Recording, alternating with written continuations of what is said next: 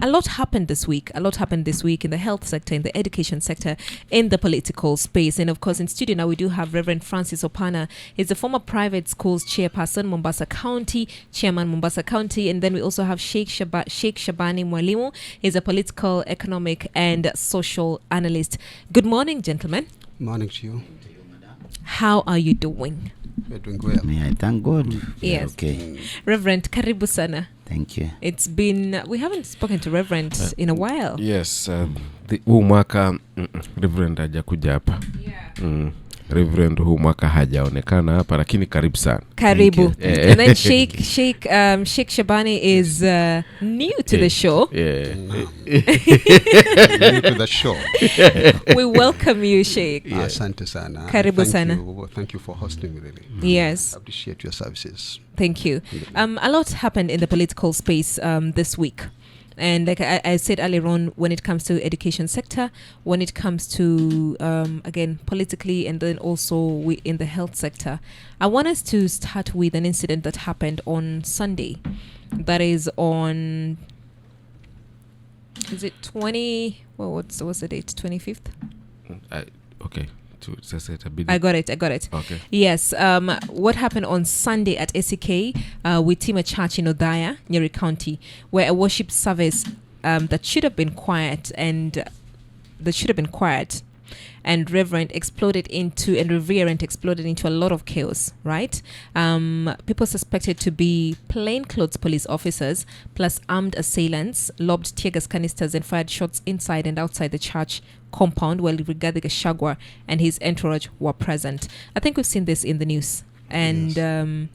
What do you have to say about that particular incident? We've had Interior Cabinet Secretary Kipchumba Murkomen come up to speak and say that action will be taken against the perpetrators. So far as it is right now, it's like it's gone quiet, completely quiet. Reverend. Thank you. First of all, Happy New Year. Happy New Year. Yeah, about the incident which took place in Nyeri last week. On a Sabbath day, it was regrettable to have happened in a country like Kenya, with the steps that Kenya has taken in terms of democratic space. It was very regrettable. At the same time, we all believe, or we have been believing, that Kenya is a religious nation. Kenya is a country which has accepted all the religions to exercise their rights in the country. From my childhood to this age I am today, my parents taught me that a church is a holy place. Always there is a presence of God in the church. So when you see such like what happened in Nyeri last week happening inside the church and within the church compound, it is very regrettable. Even the heaven is not happy. Yeah.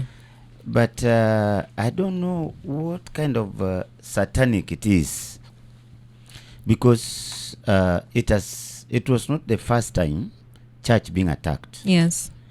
The church in Kenya has always been under attack by the police, by some thugs, which means we are not walking with fear before the Lord as Kenyans. All right. When a police officer is also, we must agree that all of these people, they're religious people. There is no police officer who is not a member of a mosque, a certain mosque. There is no police officer who is not a member of a church. There is no police officer who is not a member of a temple. Even those who gave them the orders are religious people. So that's why I've said, I don't know which kind of satanic is this. You assume that God is not existing until you instruct the police officer to go. Fine. If there is one person whom they wanted to deal with, and this person happened to be inside the church, Why couldn't they not just wait for him to finish the mass, come out, they deal with him outside the church compound? Yeah. Because inside the church there were very many innocent people. The priest who was conducting the mass, number one, was very innocent. The priest is not a politician. The church members who were there, who went there just to worship God in the house of the Lord, they were innocent. Why should you throw the tear gas canister inside the church where there are children, we have pregnant women, we have people there with different underlying health conditions? Yeah.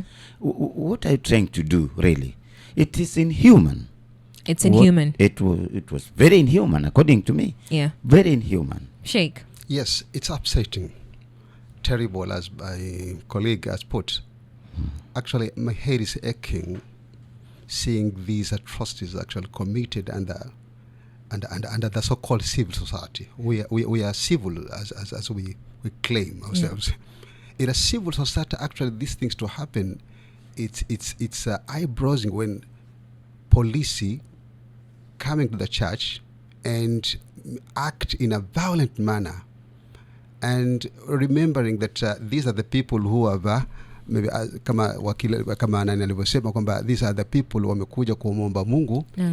Then the government, which one of its tasks is to protect the rights of any citizen, you understand, including the rights of the worshippers. And kisha uone the same government, although we cannot say precisely that the government was involved directly, but reading from the reports, the police who were in plain clothes, actually this, you understand, the buck stops with the government. Because the government is entitled to protect the rights of citizens. Now, this is a terrible situation. In my opinion, it should not happen to the civil society. Haifai kufanyika katika jamii ya kistaarabu, jamii ambayo is governed by law, jamii ambayo inasema kwamba we have tuna katiba, ama katiba inalinda the Bill of Rights. Then you see police ambao their responsibility is to maintain law and order.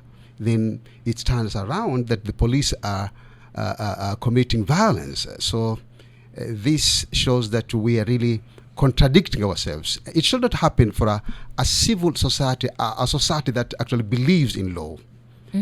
Society ambayo inakubali kwamba sheria ipo, mambo kama haya yasingefika. Lakini one point is that historically we have to admit that church has been a platform, a public institution, as it is. And in my opinion, I think politicians actually have seen this, kuona hii kanisa kwamba ina watu. So they take it as a voter hands. They hand votes kwa pale. Sasa it is normally wakati mwingine kuona kwamba kanisa kuingizwa katika mitego kama hii, because wanaichukua sasa kama ni kama platform ya ku hand their votes, and then politics actually takes course.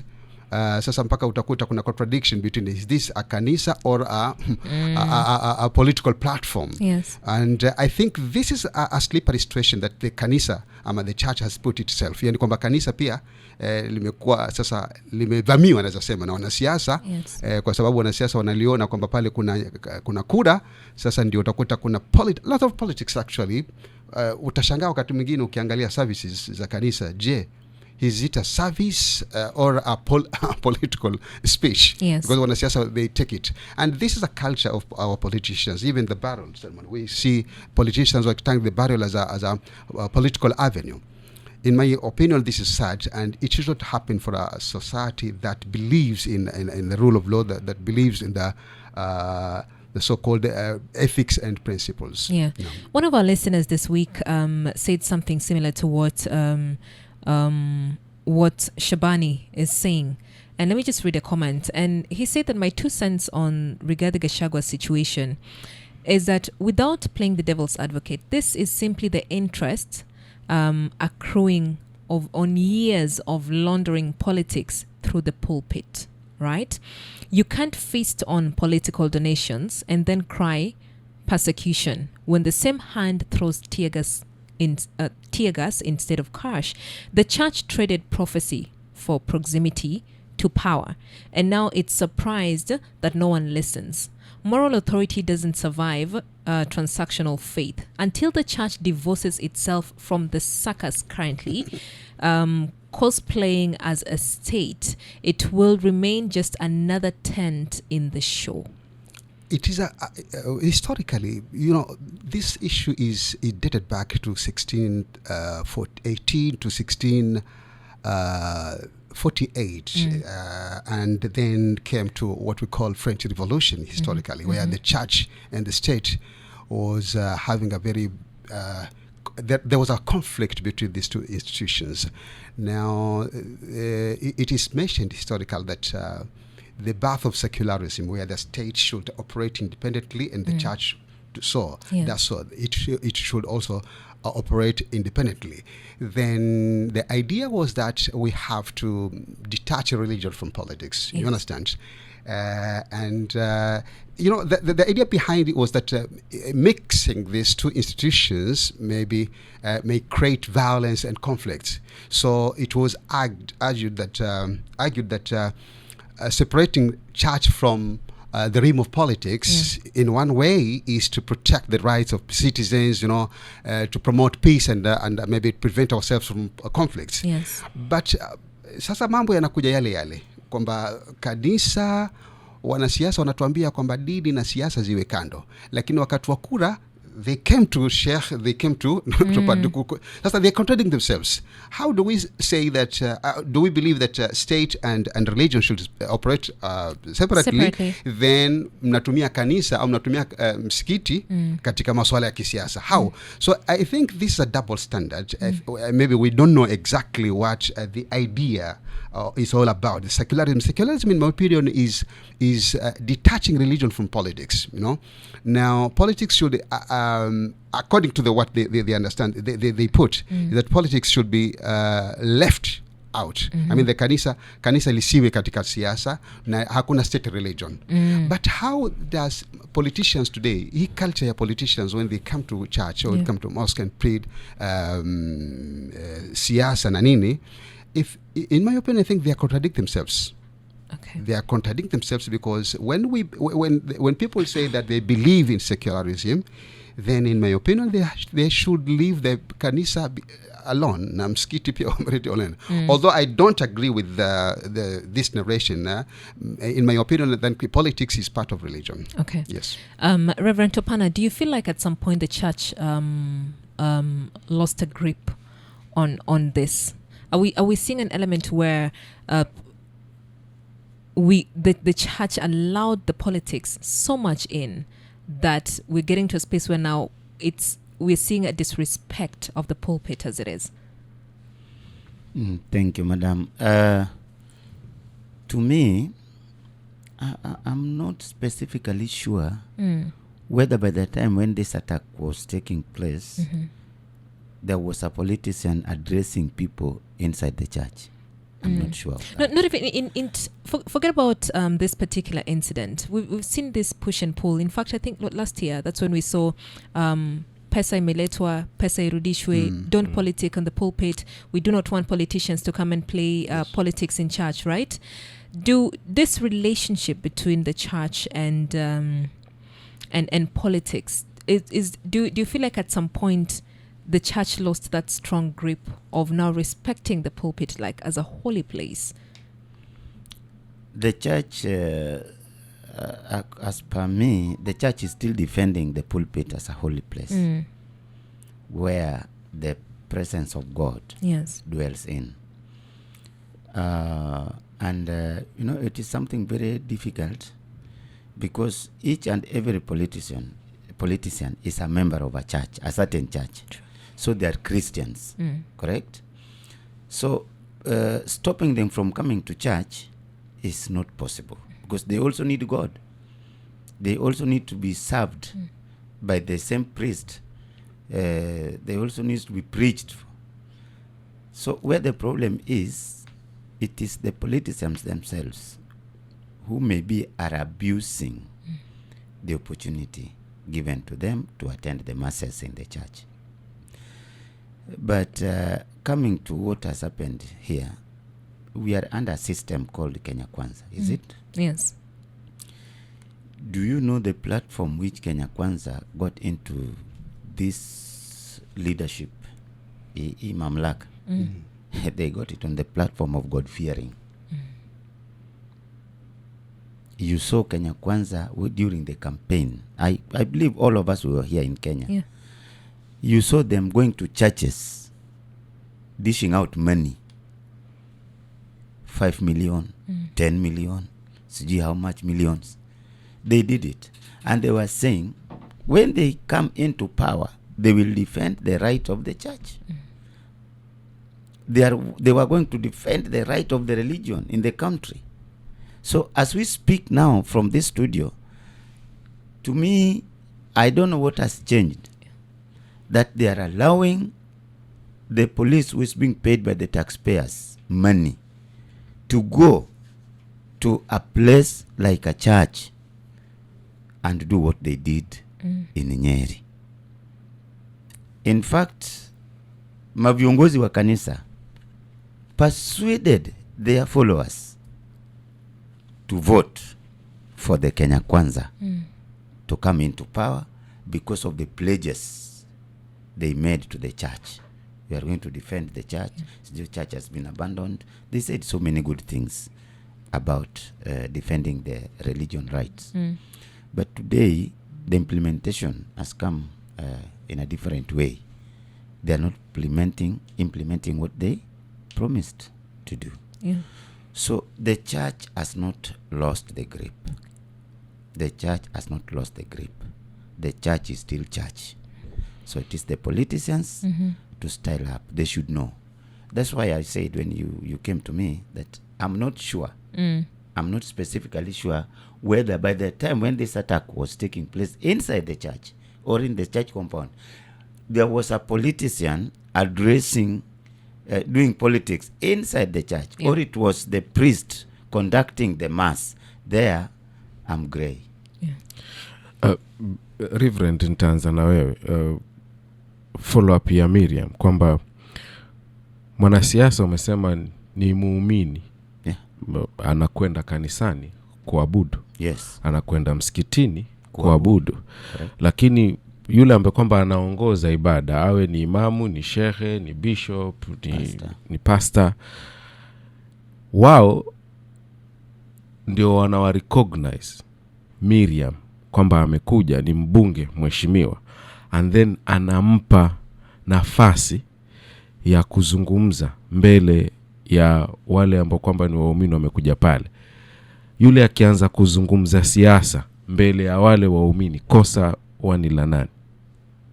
Wakati yule amekuja kwenye eneo ambalo kwamba wewe ndio kiongozi. Maana mimi naamini Sheikh, bishop, pastor, wakati ule yeye ndio mwenye lile eneo. Kupitia Mungu yeye ndo anaongoza pale. Huyu amekuja kama mwanakondoo, anakuja kupata chakula cha moyo. Lakini ukimwambia aje azungumze na yeye si pastor, atazungumza nini? Siasa. Aliyempa fursa ni nani? Ni pastor. Kosa ni la nani? I don't want to put it so much on the priest, on the pulpit. What the priests are doing, to me, I don't see kama kuna makosa. Wewe ni mbunge, wewe ni senator, wewe ni women rep, wewe ni governor, because there are busy people, ni maviongozi za watu. Today he has come to our church. Is right? Yes. When a priest said, we have Honorable so also in our midst. Honorable so kindly wave to the church. Wave to the church. You just, if you are a disciplined person, just do what you have been told to do. Wave. You have come. We are told in the Bible that we give respect to the leaders. They are leaders, but on the political wing of the society. Correct? Now, when a leader comes to the church, and because even pastor pia ni kiongozi. Ndiyo. Bishop ni kiongozi. Reverend ni kiongozi. Na amerecognize kiongozi mwenzake ambao pia ni muumini wa hiyo kanisa to wave for the church, because he maybe sometimes he's not going there daily, lakini tumemwona leo. Let us recognize him. To recognize someone is not bad, but wewe ambao umekuwa recognized, how are you going to behave? How do you behave? Umekuwa recognized, like today you have recognized me. See, you have recognized. This is a recognition. Hii kukua mimi hapa kwa hii studio kuongea na the Kenyans, this is a recognition. So it is upon me to behave. Wewe umefanya kitu kizuri sana kwa kunitambua. Kwani kuna maviongozi wangapi wa kanisa? Kuna mashehe wangapi wa Kiislamu? Wako wengi, lakini you have recognized the two of us to come here. So we should just come and do specifically what you have called us here to do. Tusilete mambo yetu hapa. Ati nianze kuhubiri hapa. Ati ndio soma Joshua, soma Daniel, soma Ibrahim, sijui nini. No, that one is lack of discipline. Okay. You are irrelevant. All right. Swali jingine, alafu nafikiri pia Sheikh Shabani utalijibu. Wakati Miriam amesema hapa kulikuwa na hiyo kwamba pesa tutarudisha, wengine hatutarudisha, pesa bado zikawa zinatolewa, alafu kukafika wakati kwenye hii nchi kwamba haya mambo ya kuwapatia wanasiasa fursa ya kuzungumza kwenye nyumba za ibada. Hii inakata cross pande zote, si eti makanisani peke yake. Sema tu kwa sababu makanisani imeshamiri, lakini hata misikitini vinafanyika hivi vitu. Baraza la viongozi wa kidini hapa nchini wakakuja, sijui kama nitasema ni memorandum ama ni nini, kwamba nao siasa kwenye nyumba za ibada zisitishwe. Na true to their words, by that time ikatone down. What happened? What changed? Tukarudi tena mpaka hapa mahali tumefikia sasa, nao tunazungumza politics and religion.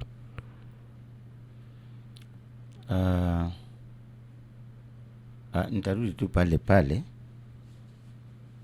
All these politicians whom you are saying that should be stopped from making political statements inside the church, they are members of those denominations, or they are Christians in terms of religion. They are Muslims in terms of the religion. But even me, I'm not supporting politics inside the church. Kwa pulpit ni pastor tu peke yake. Ndio anatakikana asimame hapo kwa pulpit. So huyu mwanasiasa hakikuja apewe fursa ya kusalimia watu, asalimie tu watu na aende zake. Tumeelewana? Hata wanasiasa ambao wananisikia sasa hii, we need order in the church or in the mosque. Mambo ya pesa rudishwe, sijui nini ifanyike, nini ambao mnaongea hapa. Mimi in my church, before one God, hakuna mwanasiasa hata mmoja amewahi kutembelea kanisa yangu. From the time it started 90s to date, hakuna. I'm telling you the truth. Why? Hakuna. Sijawahi kuiona. I've never invited one.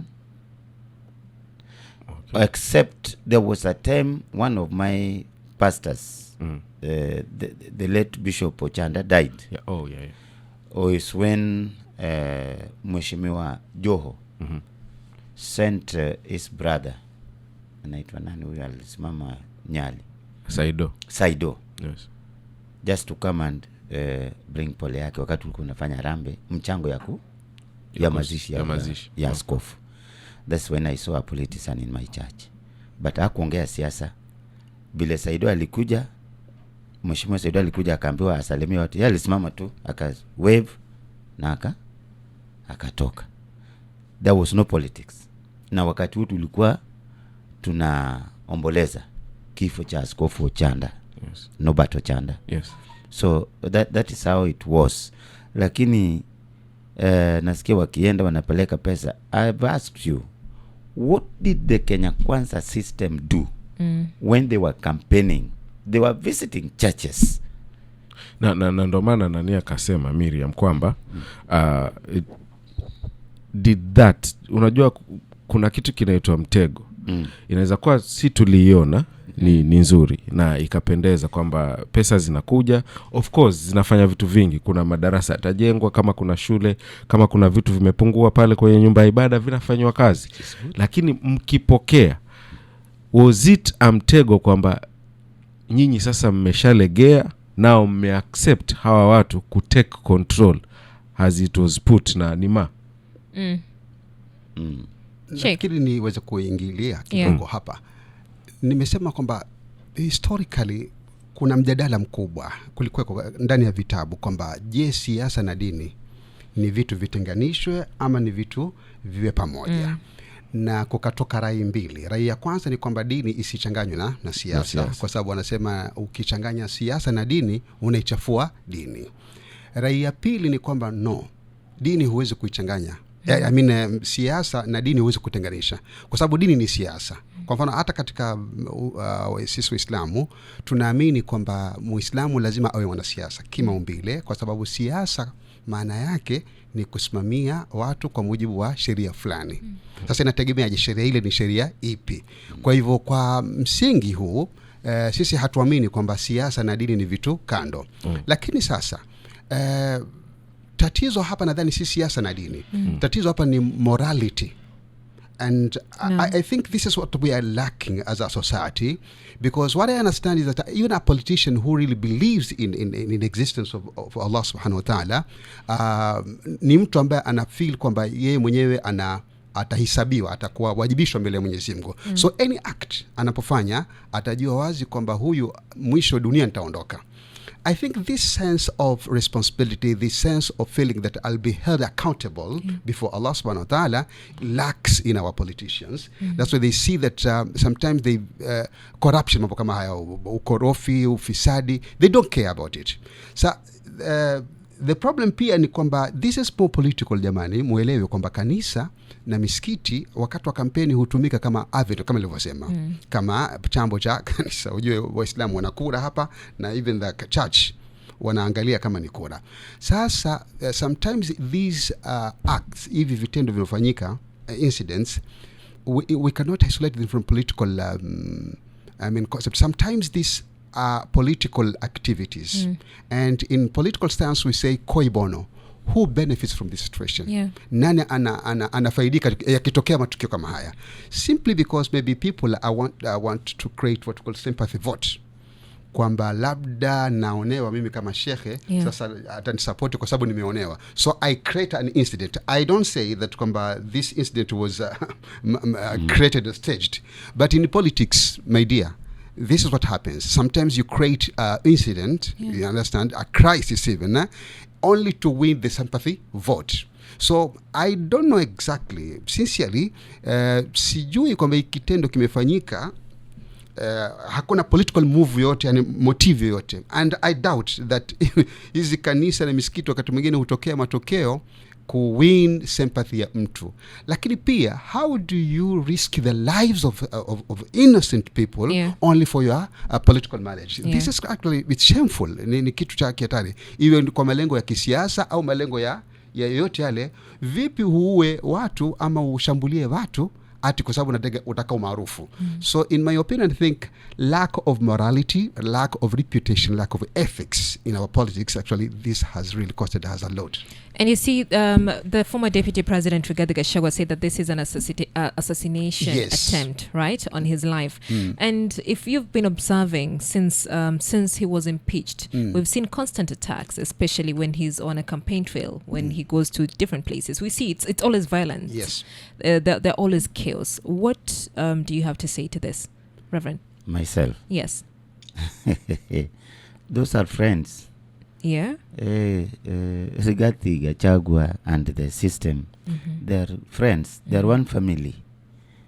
If it is surely that if it is for sure, it is the system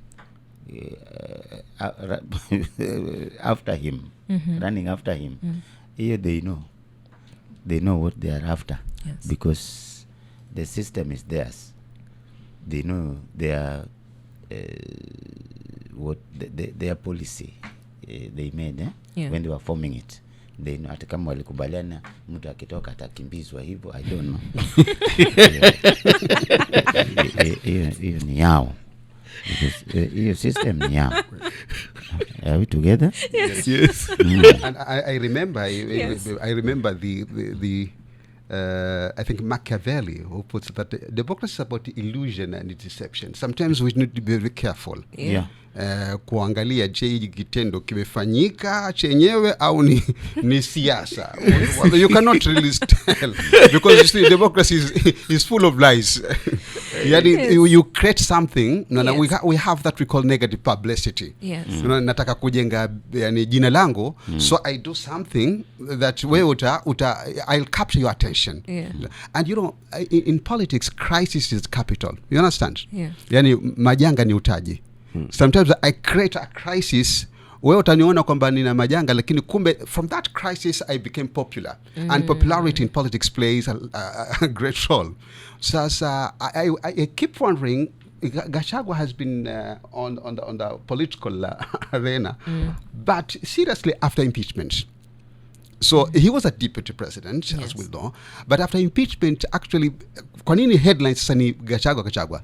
In my opinion, pengine anajengwa kisiasa kwa someone else, pengine 20. This is politics. Yeah. So again, my punchline will be, how do we allow these things to happen? Kama sisi ni wanasiasa wadare, kwa nini tujenge mazingira haya kumwaga damu? Come on, are we really respecting ile jina la Mungu, kanisa na nini? Kuna watu wameshoma makanisa hapa ambao ni hatari sana. We have seen in political anarchy that happened in 2007. Yes. Kanisa was burnt. And there's people believe that they are Christians and they're Muslims. Kwa hivyo ni mambo kwamba are we truly believe in what we are supposed to believe, or we are just ni mambo kama tunajaribu kusarakasi. So it's cunning, really. It's cunning. I was saying that the system which is being alleged is after Gachagua is their system. If I'm wrong, you will correct me. Why do you say it's their system? It is their system. Was Gachagua not part of the formation of Kenya Kwanza? Was he not one of them? He was. So do you want to tell me that he's not one of the people who made the policy, manufactured the administrative policy for this system? He was. Yes. So he manufactured. It was part and parcel. So are you trying to say that he also manufactured the chase, the chaos? That is why I'm saying yes. I don't know. But he's very clear. Yeah. He's an administrator like me. Yes. He's very clear about the policy they made to run the country. Yeah. Because don't forget that this same Kenya being run by Kenya Kwanza today is a democratic state. Correct? Yes. Where's the democracy? Good question. Where's the spirit of the democracy? Yes. When you come to power, you should maintain that spirit of democracy in the country. Yeah. So by doing all this sarcasm, the way the Sheikh has said, easy, we don't know. Me and you, we are innocent citizens of the country. Yes. We don't know. But with them, they know what is inside. This is the truth. I'm a Christian. If you allow me to add, yes. There's a principle in politics, if maybe it may make us understand well. In politics, it's an art of creating possibilities. Yeah. This is a principle. So sometimes we need to be very cautious. Tunaweza kudandia matukio tukaona ni hivi, kumbe ni behind the scene kuna mwanasiasa. That's there's somebody benefiting from it. Yes, that's what I'm saying. Who benefits from it? Yeah. And we know actually sometimes violence is used as a style to get the political mileage. Now this has been not even in Kenya. Mambo hii globally has been there. Watu wanafanya matukio na nini, then after that matukio mtu anakuwa prominent and maybe swing the votes. Okay, so we don't know exactly, but the question will be, how do we allow such things to happen, really? Yeah. And we believe that we are in a civil society, people who really believe in the rule of law. Then my head keeps aching. there will be action taken. Kama ulivyosema kwamba I don't think that maybe any action, it is just a story. Wanahabari mtazungumza, then the story is over, business as usual. Because we've generally had interior CS also say that action will be taken, but again nothing has materialized. That's why I'm saying, me and you here, we know nothing. But we can only condemn the act which took place in the church, because church should be respected. Church is a holy place. Mskitini is a holy place. Don't attack the mosque. Temple is a holy place. Don't attack the temple. But for somebody to be all that courageous to go and do what happened in the church, and I've not seen. In fact, I want to agree with you. Inaweza kuwa something created, but there is somebody benefiting, because I've even not seen, I'm sorry to say this, the head of the Anglican Church condemning it. Our brother Ole Sapit, Bishop, Archbishop, sijasikia condemn what happened there. And I've not heard even our colleagues from the Catholic wing condemning what happened in Anglican Church.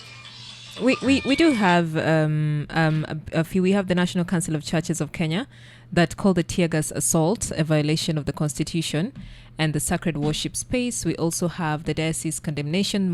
The Mount Kenya West Diocese of ACK blasted the attack as heinous and barbaric. And we also have United Clergy Alliance that came out to speak up and saying that the attack was a desecration of sacred ground. And we also have former Chief Justice David Maraga, who also demanded for formal apology from the president over the Othaya church chaos. So we do have a lot of different people who've come out to actually call out the incident. We are speaking to Reverend Francis Opana. He's a former private schools chairman, Mombasa County, and Sheikh Shabani Mwalimu, and he is a political, economic, and social analyst. In the papers today, there was a report done by Infotrack. And in this particular survey, the poll showed that only 38% of Kenyans are satisfied with the new CBE grading system, right? Meaning 45% are actively dissatisfied and 17% are unsure. Many cite confusion about how students are assessed and graded compared with the old exam system. You are an educationist, Reverend Opana. Where do you think, when it comes to competency-based education, from where we sit today, has it delivered on that promise? And where are we seeing a lot of confusion? Where are we still seeing a lot of confusion? Thank you.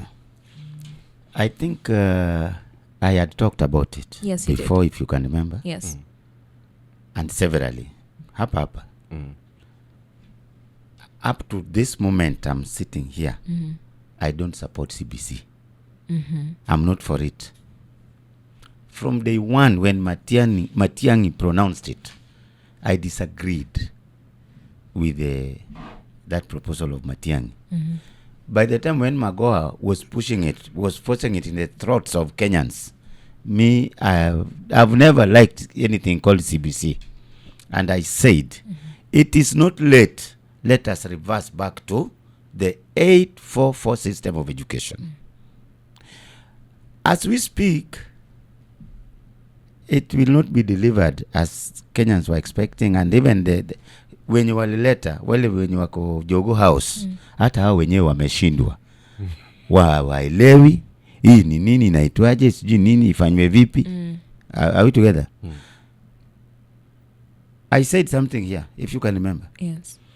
That what they have said, hiyo mpangilio wanakuja nayo of clustering of the schools, is going to mess them up. On the material day of the implementation, it must mess this country up. I said here, and in fact, nilikuwa nimeketi hapa kwa hichi kiti hapa. Yes. I was against the clustering of the schools. Why should you cluster a school?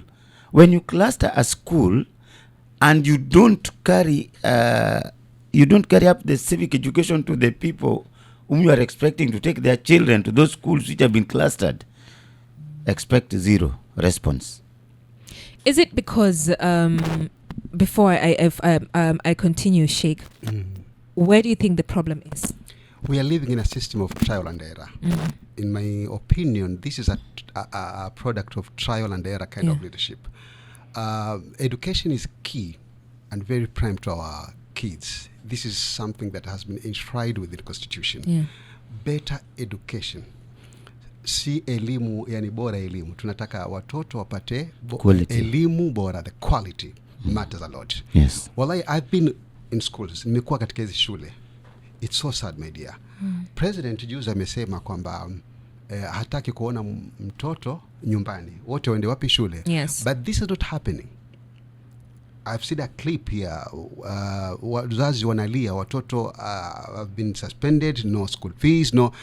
So nafikiria kusema kwamba kwa nini, na hii ni basic right. You know, this is one of the basic rights, as I put, that has been enshrined within the Constitution, and the government is there to protect the Constitution. Now, one of the etiquettes ya maadili ya uongozi is to bind yourself to the Constitution by providing ile quality education kwa mwanafunzi. Yes. Now, quality education needs a conducive atmosphere.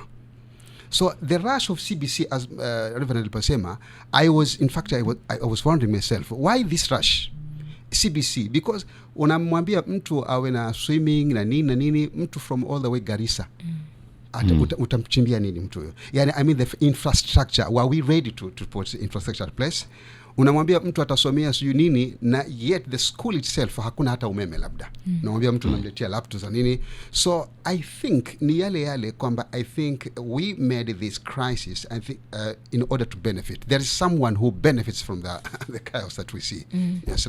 Nakumbuka hata wakati wa Michuki ilipokuja law ya safety belts. Ilikuwa labda tunaona labda Kenya wanapendwa, lakini kumbe ni deal tu, ni business. It's just ilikuwa somebody's business. Yes, business. So I think his CBC pia also si separate from business deal. Kwa sababu unavyoona vipi mwanafunzi, nimeingia shule moja, hata ile darasa yenyewe ya grade 10 does not exist. And then mzazi anapewa fee structure with worth 40,000 per year, then the infrastructure equals zero. So we wonder, je, hii nchi inajua inachokifanya ama ni vipi? And the victim, the last victim is a common mwananchi who does not really, he's grappling with poverty. He cannot even pay the school fees. He's grappling with putting the food at the table. Huyu mtu ana mzigo wa maisha, then mtoto wake atakasome, inabidi anasoma mazingira ambayo si mazuri. Je, wanasiasa wanafunzi wao wako wapi? Watoto wao wako wapi? Wanasoma shule ambazo ni international schools. Kwa hivyo nikana kwamba they are creating a gap between the haves and the have-nots, the poor, the rich. So it's a system of classism, And once you create classism in a society, it means that you are risking yourself. Kwamba what they lose the trust. And the trust, katika Uislamu, uongozi lazima uwe na trustworthy. You should be trustworthy. Ukiniongoza lazima nikubali kwamba wewe unaniongoza kwa maadili. Wallahi, in this system you'll hear some voices, actually very itching voices, kwamba why are you talking truth? Unazungumza ukweli. Wewe uogopi serikali? That statement is a very, very dangerous statement. How serikali is a consensual contract between the ruled and the rulers. Correct. The rulers and the ruled. So the ruled is putting his trust or her trust to the leadership. So once the leadership eliminates that trust, then we are doomed. Tushakufa. Kwa sababu serikali isionekane kwamba ndio nambari 1 in violating the rights. Na hii ni masikitiko kwamba all regimes today globally, watu hawana imani, wanaona kwamba regimes ndio first violator wa hizi sheria. Even I remember when American came to the idea of a constitution, having a constitution, they said that our constitution is meant to protect the rights of citizens over the hashment of the government. So the government actually is harsh. So how education is a key, and we have that dream that we want to drive ourselves from the third world, I mean the less developed, to the Singapore, the Singapore narrative.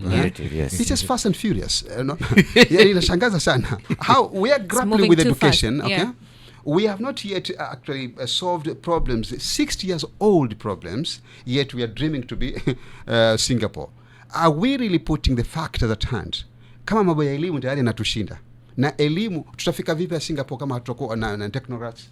Hatakuwa na watu ambao ni scientists na watu wazuri, yet tunaua elimu ya watoto wetu. Kwa sababu najua hata hizo shule ambazo zina watu wanaambua kuna madarasa kama nilivyopiga mfano, it's the situation is very dire. Wallahi, it's sometimes you need to push your kids, umwambie mwanangu, just put up with the situation, things will be better. Is it a matter of and because if we're looking at what the parents are saying, most of them are saying that they don't understand the grading system, right? They're exceeding expectation, meeting expectation. Yes. There's one we talked about this morning, approaching yes, is it approaching expect it's hard can't to even understand. articulate it. You cannot articulate it. Exactly. It's hard. We have parents who have kids, right? What should have the government done before enrolling CBC? Okay, before enrolling, because I know CBC. you've made your reservations about it, but as it is right now, it's a system that we have, and we already have grade 10 students in school, and we're seeing the crisis that's happening, right? What should have been done, or what can still be done to make this system work? Because it's not like the government is going to wake up and say, now we're doing away with it. Okay, thank you, madam. CBC, Yes. number one, was rushed Okay. for the implementation.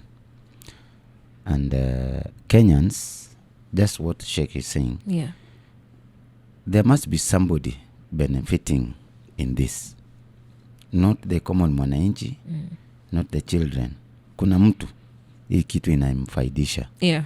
Because if you can remember, Amina Mohammed told Kenyans that Kenya is not ready for this kind of system of education. Let us give it time up to 2030. Did he even really spend 1 week there after saying that, making that statement, after making that advisory? She was taken to sports. Akapelekwa sports, huyu mtu ni mbaya, hajui chenye anafanya.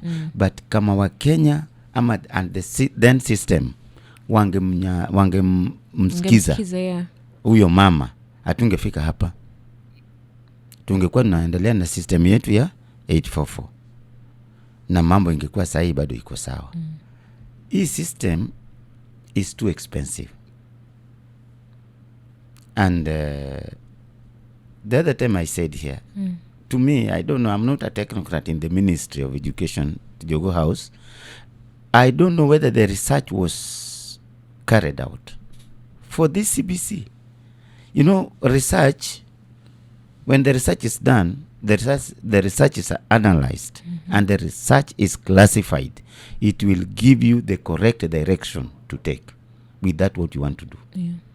You go as per the research analysis. This thing, I don't know whether they did the research. I don't know. What you are asking, what can be done? What can be done is very simple. Because now, Sheikh was saying that it's a matter of trial and error. It was tried and the error has been seen. Correct? Yes. The error has been noticed. What should we do? Let us stop it. Okay. We go back to our normal system ambayo haikutupatia headaches. 844. And remember, when 844 was being brought to replace 7, 4, 2, 3, Moi did it in style, professionally. Moi started by training the teachers. He introduced the system in the TTCs, teachers training colleges. That is where the 844 started coming down to primary levels. Sawa. Why did he do that? So that ikifika huku, hiyo system ikianza, the teachers who are implementing it in classrooms are already there. So we didn't have that. Hakuna. They did some training in was it December? Which training? Which training? There was some A training ya 2 hours. Yeah, there was some sort of training training ya in kwamba December. wakishafunga ndio wanafanya training nini, Even but the teachers are confused, by the way. Yes. The teachers are confused. Yes. They cannot even hand. There are so many cases, actually. It's terrible. But I think we have to be very honest in this matter. Education is it's a progressive in nature, because the global trend right now moves from one direction to another direction. So we have to accept changes. But the point, as Reverend has put, we are run by the government. Government should be very serious in terms of adopting the change itself. Serikali ikija na mfumo wa elimu si kama jambo dogo kesho kutu libadilishe. You are changing the system that it accommodate maisha ya sasa na maisha ya baadaye. So inatakana uwe na utaratibu ambao hakutokuwa na hizo trial and error. Even trial and error does not work katika masuala ya elimu. Vipi? Kwa sababu mfano mtu leo ni form 1 anaingia form 2, kisha mwambie kesho kutwa hakuna form 2. Huyu mtu utampanga vipi? Umemconfuse. That's why unaona sasa ni kwamba we have to understand that for a system to be live, you need to be very cautious in terms of planning. So if you plan to fail, you fail to plan. You fail to plan. Yeah. So we are creating such crises by ourselves. Tuna create mazingira. That's why I doubt kwamba hii system, was it beneficial to our kids ama ni somebody else from gaining. Okay.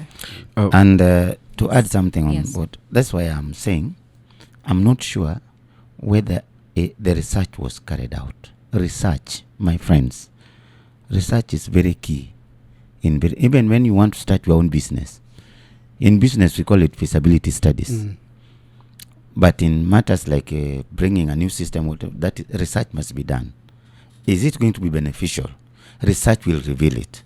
The analysis of that research will reveal that. But if the research is not carried out, messes like the ones we are seeing in current Kenyan education system must be experienced. And this is what Madam Amina Mohamed aliona kwa mbali sana inakuja na alitolewa rakaraka, manake she was going to be a stumbling block. And even our current president was not for this system. I think you Kenyans were here. Si alisema darani, rais alisema yeye akiingia pap. Ni rais ama ni Mudavadi?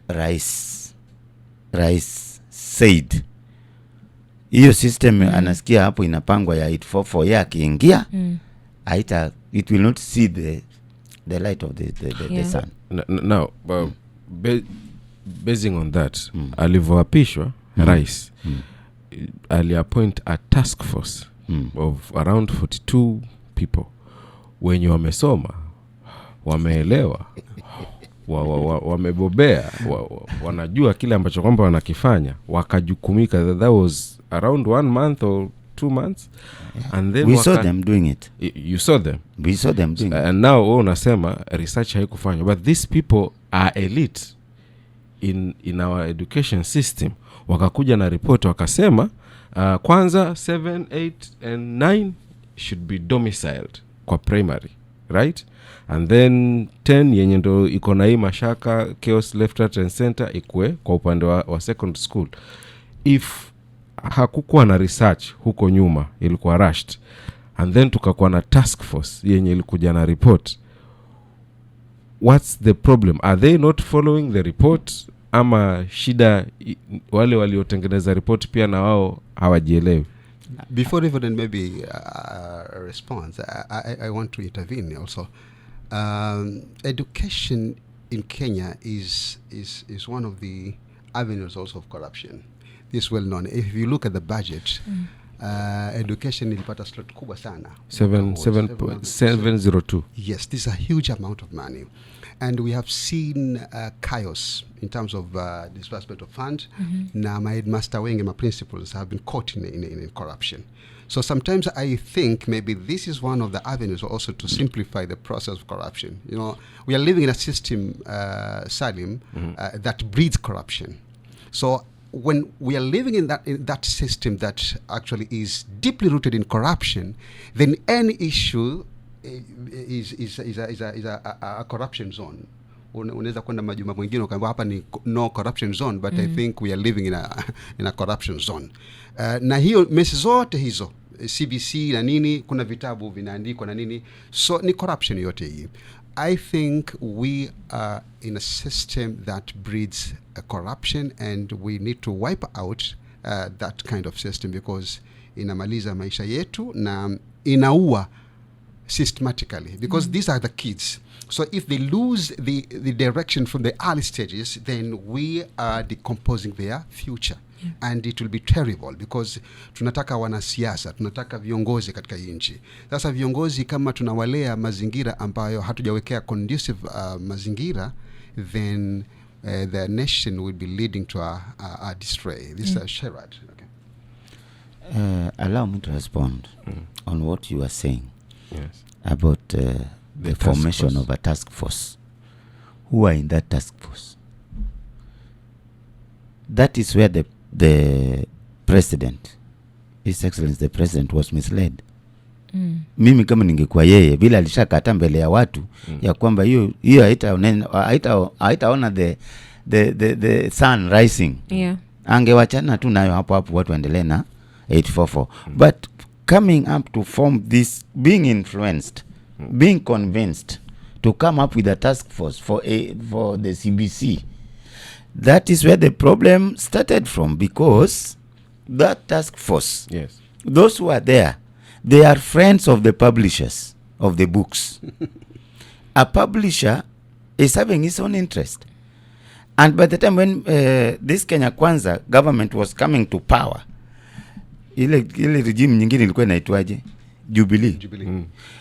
Tayari walishaelewana na publishers. Waka publish these books. And amongst the task force members, some of them are having publishing companies. You understand this? So they had to write a report, their task force, in defense of their businesses, and take it to the president. Na rais pia ni binadamu, angeweza kuresist that. Alikuja kubaliana, nyinyi ni professors, kama mmefanya hii ni sawa, lakini sasa look at where it has reached with the country. Publishers ndio walifanya rais, publishers according to me. I've never talked to them, but mimi naangalia vitu tu vile zinafanya. According to your observation. Yes, my own observation. Yes. Hii mess imeletwa na publishers. Rais alikataa. Alisema hiyo mambo ya CBC, manake hata yeye I remember one day when he was being interviewed. Alisema aliulizwa hii mambo ya CBC. Akasema yeye kitu anaelewa ni hii mambo ya 844. Hiyo CBC yeye hata no one understand it. He said it. I was watching it. Alafu alikuja akawa convinced. Manake when you come into power you find people ambao tayari wako na interest yao, so they will direct you on their own way. Tunarudi kwa corruption. Tunarudi kwa corruption. So because rais, manake walijua rais hataki. Na aliwapata hapo, because ukiingia unapata head of public service and secretary to the cabinet. Hawezi kuenda na rais akiretire. Utachagua yako kama wewe ushaingia ofisi. Unaona? Hawa mawaziri, hawa wenye wanaitwa technocrats in the ministry, they were there. Na kila mtu, vile Sheikh amesema, kila mtu tayari alikuwa na interest yake. So wakati unachagua task force nini, the task force which was independent was the task force appointed by then President Moi, headed by Professor Simeon Ominde. Secretariat was Professor Udongo Wasau. To bring in the 844 system. Ilifanya kazi without any problem, because they did not have interest. They were working for Kenyans. They wanted it to benefit Kenyans, but not themselves. So rais pia kama watu walisema mnataka hii, I will do it for you. just the way in Bible. But hapo Reverend pia na wewe ni kurudisha nyuma. What tunaona sasa hivi kwa CBC na CBE, these are things wakati wa 844 ikiwa fully before Kibaki akuja aondoe some of the subjects, home science, art and craft, music na blah blah blah. Ile 844 it's the same thing ya practicals yenye tuko nayo sahi. Why then hapo katikati ikiwa 844 wakati ule sisi huko nyuma mpaka tunajua kupika, tunajua kushona, sijui tunajua kufanya nini, wakati ule ilikuja ikaondolewa hapa katikati, tukabaki na masomo matano. Watu wanasoma theory, wanakuja huku high school na watu wanaendelea. Why did we change it katikati? Change the 844. Hiyo 844 you remember tulikuwa na home science, art and craft, music huko nyuma. And then ikakuja ikachange. Whatever is happening right now ni kama tumerudi kule nyuma, tumekuja tu kuifanya broad hapa mbele in the name of CBE, but it was the same system. What changed? Now wewe unaisifu, but what changed hapa katikati? Okay, when Kibaki came into power and decided to scrap out some of the subjects, it was through the outcry of the parents. Wazazi walikuwa wanasema watoto wanabeba vitabu vingi. Walimu wa consulted wakasema some of the subjects hazina maana. So walimu wenyewe wakasema hizo hazina maana, wachaneni nazo. Because kwa nani ajui kupika? People knows how to cook. Nani ajui kuimba? Nani ajui kuimba? Walisema hizo vitu. So as they were coming up, it reaches a certain stage in education where maybe you want to specialize in music, uko in the college, uko university, you will do it uko mbele. Lakini hapa walisema hizi zinafanya watoto wanaumia na kubeba vitabu. Watoto walikuwa naumwa na mgongo, umebeba vitabu vingi nini. Na sasa mbona tumeirudisha sahi in form of CBE? Si ndio nakwambia sasa Kibaki alisikiza kilio cha wazazi. Hata hii CBC wazazi wanalia. It is too expensive. Wanaitishwa pesa zingine ambazo hawaelewi, sijui nini. Hata the schools, they do not, just what Sheikh has said. When you go to the schools, Sheikh has said that he has visited several of schools. Na the government schools and private schools. They don't have those facilities. Si umesema? Si umesikia? Na ni kweli. Manake pia unakubaliana naye. Nimekubaliana naye, they are not there. Yours does it have? Me, I'm not doing that. Me, I'm 844 bad. Which country? Kenya. Anyway, let's move. But and look, before we move. Salim. Mimi nimebaki na 2 classrooms. Form 3s and form 4s. Na wako wengi. Unaiona? Na hii bado naiangalia because naona a lot of mess. Iko na a lot of headache. Implementing it is difficult. And I said here last year, the issue of clustering of schools. Clustering. Ndio imenifanya hata sisumbuki kwanza hiyo. I'm not. Kwa sababu si umesikia minister juzi amesema this week. At they have a report na ambao wanajaribu kumonitor. Many government schools do not have grade 10. There's no enrollment of grade 10, which means, when you don't have grade 10, it's like you don't have form 1s. So there's no future of that school. But some of the schools zimeja hata mpaka wanaambiwa hakuna nafasi. What is the reason? Because of the clustering of schools. When you cluster schools, cluster 1, cluster 2, cluster 3, cluster 4, nani atapeleka mtoto wake kwa cluster 4 school? Yeah, no one. Nani? Wote watakimbia cluster 1 and cluster 2. Sana cluster 1 imejaa. Sasa ndio kama hakuna huko wacha niende cluster 2. Lakini cluster 3, cluster 4 watu wanasema hizo ni za chini sana, hazina maana. That is why the minister said in the national television that wamepata habari kuna mashule Kenya hii hawajapokea even a single student of grade 10. So meaning your shule haita exist. Haina future. Yeah. Bado wamebaki tu. Na alisema wako tu na 844 form 3 and form 4s ndio wako kwa hizo mashule, so wanajaribu wanapanga kuzimerge, they want to merge them. Sasa ile ambayo itamerge na itachukua hao watoto wataona chenye watafanya na hizo institution ambazo zitabaki bila students. Hopefully we will definitely find a solution when it comes to the education sector. But right now let's talk about matters health, where yesterday, I think in the papers this week, the Social Health Authority lost 11 billion.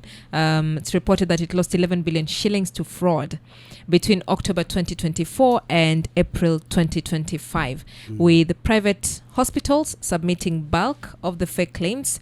And of course, this was from our Cabinet Secretary, Edin Duale, Health Cabinet Secretary Edin Duale. Social Health Authority, it's also a new scheme. We're looking at 11 billion shillings. This is a relay of of scams we are used to. And for anyone who really thinks deeper, actually would expect these things to happen. Yeah. Since its adoption, SHA, it has been controversial. Especially in two sides. So one, mwananchi does not see the SHA working, and then the system is failure. Unaambia mara system haifanyi, na mtu ukumbuke anavushwa feri pale, ana ujauzito, akifika Makadara, the system fails. So actually it's so sad to say that for an issue that deals with health, health is an essential service ambayo ni muhimu kila raia apate afya. Now, my concern is that why are we commercializing the health matters? Yet we want to build the health nation as opposed to wealth nation, as it is put, kwamba health nation tunafika katika wealth nation. So ukiangalia hii mambo yaliyojiri katika SHA, na nimepata kumuona waziri akijitetea. And I was very keen looking at his body language. Actually, I was not convinced of what he said. It was a very hot interview. And we are used to corruption or scam inafanyika. Then I come to the studio. I clean myself. Why were you not convinced? I'm not convinced of what he says because, the creation of SHA itself, there was no any genuine reason, my dear, to create this SHA, because already we had an NHIF. And if you look at the NHIF, utaona kuna mesi zilifanyika nyingi unresolved. Then why are we rushing to another system? Yet this system was working positively despite some challenges. Why did we sort such challenges? And we rush to SHA. Even mwananchi anapewa premium of maybe 7,000 per year. How are you going to pay this money, my dear? We are grappling with poverty. I cannot raise $1 a day. Then you're trying to tell me that I should pay for insurance. Then mimi mwenyewe chakula changu ni shida. Kisha naambia nilipie. Nikilipia, it has an issue. Even I go to the public hospital today, I seek for medical attention. The doctor says that no, Shabani, we have no madawa, so you need to go to private. Unaona, wenenda katika sasa unajiuliza, je, hii SHA inasaidia nini? Again, there's a report, in fact a very shocking report, but the public hospitals, even the doctors are crying that the government is not pushing the money ambao ile kusubsidize ile pesa azipewe ni pia kwa hospitali. So we can't, sijui walai tunaishi katika system gani ambayo ina commercialize any issue, even the issue of health. This is a very prime issue that we ought, kama wananchi hatuwezi kusonga mbele kiuchumi na mpaka tuwe na afya nzuri. So SHA controversial, then pesa hazijulikani. It's like affordable housing. Watu ni maskini wana kodishwa hizi, wanajengewa hizi nyumba, lakini mwisho hatuoni ile itamsaidia nani. Then it triggers more question than answers. Then you come to realize that we are living in a system of affordability in paper, but not affordable in practical. You understand? Yeah. So on paper affordable, but when it comes to practicality, then it becomes a mess. Yeah. So I expected this to happen. Hii mambo ya SHA na nini. Na I don't know, even ikija regime nyingine, si ajabu itakuwa scrapped out. We are living in this kind of copy and paste. It seems that we are not learning from the past mistakes. And in my view, you cannot shape your future, my dear, if you don't know the background of your history. Yeah. You need to look at your history before molding your future. Yeah. But we are not learning from the same mistakes. We keep repeating the same mistakes. Yeah. No. Reverend. Yes, please. You see, we also hear about complaints, right? We hear about complaints about missing billions, but we are yet to see arrests, right? Why? Why do you think this is happening? Because again, we've reported this billions. There was a time we reported there are hospitals that were, flagged, but we're yet to see tangible action. They flagged them. Sad part of it, I'm Being cleaning taken. myself. I'm so clean. Billions are missing. Then Miriam, you're saying, no, mnanionea. Why? No. Thank you. First of all, Shah, I don't know what I can say about this issue of Shah. In fact, everything that Duale is saying is a propaganda. Yes. Duale, there is something that Duale knows, but he's not telling the country. He's not telling the world. First of all, why did they create Shah? What was wrong with NHIF? Why did they scrap it out? Why did they not just remodify the NHIF, the already working system, chenye haiko waweke, but iendelee tu kuwa NHIF? Why did they come up with a new name, new policies? Like the way Duale is behaving in that ministry, me, I don't like it. It is too bullying to the wananchi and to the doctors. Kwa nini Duale kama najua kuna wizi imefanyika hapo? Uwezi kuniambia wizi imefanyika na ujui mwenye ameiba. Kwa nini those people have not been arrested? Nilisikia akitaja hata government hospitals. They do know. Nilisikia akisema Kenyatta National Hospital, Kenyatta University referral Hospital, Jaramogi Oginga Odinga. Coast General ndio sikusikia akitaja, ni kama Coast General haiko hapo. Si waizi ya. Why can't they not go for them, for these people to come and explain? Yeah. Maybe they wanawekewa wameiba na wajaiba, they be called and explain. Unaona? Lakini sasa Duale ameenda kwa media, sijui nini. Kuna kitu hapa chini. Wajua unaweza kusimama juu ya gorofa unapiga nduru, kumbe huku chini kuna watu wanapora vitu huku chini na wewe unapiga nduru huko juu. Ama nasema uongo? You occupy the minds of the people. Yes. Watu kuna kitu na chenye inaendelea huku chini watu hawajui. Wametubeba sisi wa Kenya kama ni wajinga. What was the good reason of scrapping out the NHIF?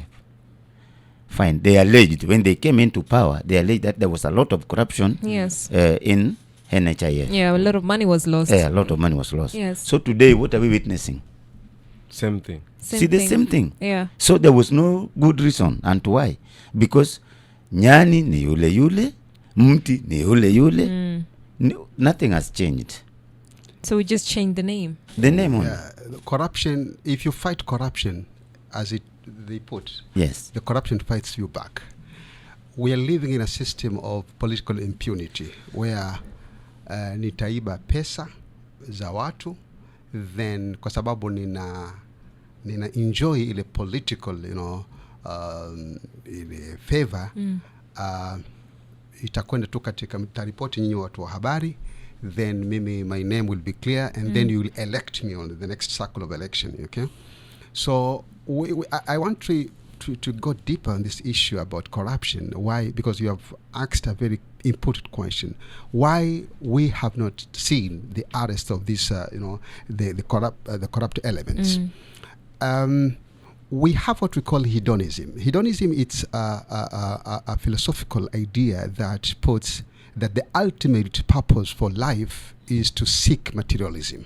That is true. You understand? Yeah. Yeah. So in this aspect, mimi nikiwa na kazi, what I look is not the efficiency of the job itself. I look as an avenue to loot the money. That's why our education is being looted. Health, we are talking about this, we are just talking the victims. Yeah. So these are the symptoms of hedonism. Yeah. We are kwamba hata siasa leo ni utaji. So if you elect me as a leader, as a MP, naweza kuambia vitu ambavyo hata mimi siwezi kikatiba siwezi kukuletea, lakini kwa sababu alivyosema pia ile fooling Kenyans. Unajua Kenyans do not know a constitution, hatujui sheria zetu. So mbunge anaweza kuja kudanganya na jambo ambalo hata halipo katika yani katika mfumo wa serikali, atakwambia si wajibu wake. Kwa sababu tunaelewa ultimately kwamba mbunge is a lawmaker. Okay, he has some mandates katika bunge kupush some agenda nini, something of that sort, kwa sababu kuna kamati za bunge. Lakini the prime task of MP is to make law. Leo atakuja na kwambia kujengea barabara. We're going to get the budget itself. So hedonism, it acts kwamba hata hizi we have teams, commissions. We have today the EACC. Yeah. You know, it's truthless because we have not seen, I don't know if you will correct me, I've not seen myself any corrupt element, a politician who has been bad. Sijaona. Na the worst part of it ni kwamba wanapofanywa vetting, when they describe their wealth, utashangaa mtu anakuambia mimi ni utajiri wangu ni milioni kadhaa, but the question will be, how did you get this money? Yes. Mimi sasa hivi unaniona nimevaa kanzu, ni rafiki yako utaniita hapa, lakini nikiwa mbunge siku 2-3 siji tena hapa, kwa sababu tayari nisha grow ile greedy, wanasema as a 50 cent sport. Greed is good. So we have glorified corruption in a manner that we have already created a system that protects the corrupt leaders. That's why kwamba utakuta hawa corrupt si watu wa kawaida. It's not Salim na mimi, ushanipata. Sisemi kwamba hakuna corruption huko katika in the root level, but political corruption is, you cannot fight a political corruption without political power. Now we have that tendency that we have created a room of corruption. Then it's like a relay, as I put earlier, kwamba tunashindana kuiba, huyu ataiba. Then politically Reverend ameiba, sizungumzi hivi sasa, but when I want to demean him at the political events, then I will try to dirtify him, nita whitewash kwamba nitamchafua kwamba huyu hafai kwa sababu ameiba pesa kadhaa, na jana na juzi tulishirikiana. That's why the same guys, the old guys who are really fighting fighting corruption, they are the same people who are involved in the scams. So how do I really wonder if we can win? I can tell me that a war on corruption is unwinnable war. We cannot win. How do we fix the broken system? We can fix, in my opinion, we can fix, we need to face the truth that we have to abolish any kind of immoral attitudes.